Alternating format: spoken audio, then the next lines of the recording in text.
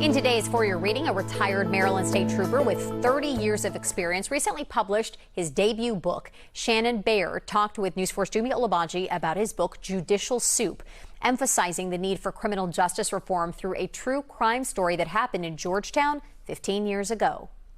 It's about reforms that are needed in the criminal justice system. It covers a story where the principal character, the protagonist, is arrested, charged with a crime, goes through the investigation or lack of investigation, goes through the grand jury process and the trial. And in the end, he's found guilty, and there's an appeal, and the appeal is denied. I was hired as an expert witness for his behalf, and I had never experienced anything like this. At the end, we would talk on the phone, and I decided to write a book on this. And as I'm doing the research for the book, I came across all this other stuff about false convictions and imprisonments. I never realized how much it occurred. In the last 50 years, there have been 200 people exonerated off death row. They were found to be innocent.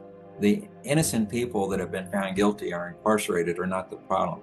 They're a symptom of the problem. And in between each chapter, I added more serious cases, so the reader is informed as I was informed when I did the research. When you look at this as a whole, you see a large problem. Overall, why was it important for you, especially with your background in law enforcement, to not only share this specific story, but also the ones that you summarize in each chapter?